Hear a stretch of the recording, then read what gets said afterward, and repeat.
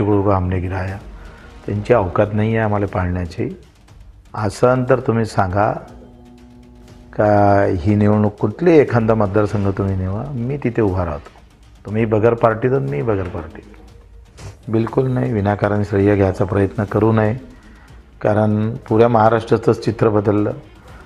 महाराष्ट्राचं चित्र वेगळं असतं, मी पडलो असतो तर मग आम्ही राणाला श्रेय दिलं असतं, पण उगाच आम्ही पाहतोय श्रेय घेण्याच्या आपापलेले लोक बच्चू कडू को हमने गिराया, त्यांची अवकात नाही आहे आम्हाला पाळण्याची। जनता जनार्दन ची अवकात काढणारे असे लोकांना जनता जनार्दन त्यांची अवकात दाखवून देते।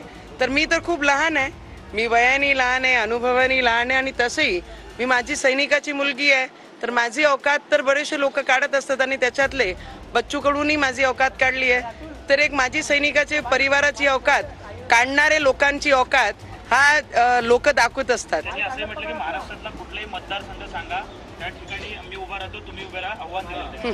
आपले स्वतःचे मतदारसंघात दिवे लावू शकले नाही तर दुसऱ्याच्या मतदारसंघात जाऊन काय दिवे लावतात। माझ्या पराभवाचं श्रेय घेण्याचा प्रयत्न राणांनी करू नये असं बच्चू कडू यांनी म्हटलेलं आहे। मला पाडण्याची राणाची लायकी नाही अशी गणगणाती टीका बच्चू कडू यांनी राणा दाम्पत्यांनी केली। तर जनतेने बच्चू कडू यांना त्यांची लायकी दाखवली असल्याचं म्हणत नवनीत राणा यांनी पलटवार केलाय। अचलपूर विधानसभा मतदारसंघातून प्रहार संघटनेचे अध्यक्ष बच्चू कडू यांचा पराभव झाला। या पराभवावर स्वतः बच्चू कडू यांनी प्रतिक्रिया दिलेली आहे। माझ्या पराभवाचं श्रेय राणा दाम्पत्यांनी घेऊ नये, पूर्ण महाराष्ट्राचे चित्र बदललेले आहे। जर महाराष्ट्राचे चित्र वेगळं असतं आणि मी पडलो असतो तर राणा दाम्पत्याला श्रेय दिलं असतं, तर असा टोला बच्चू कडू यांनी राणा दाम्पत्यावर लगावलेला आहे।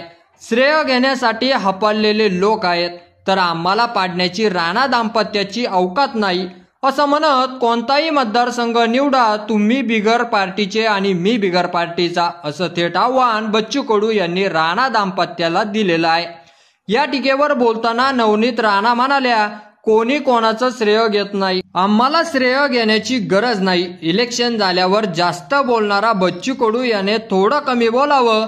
5 वर्षानंतर त्यांचे आव्हान मी स्वीकारले। थोड्याच दिवसात बच्चू कडू कोणत्या तरी पक्षात प्रवेश करणार असल्याचा खोचक पलटवार राणा यांनी केलेला आहे।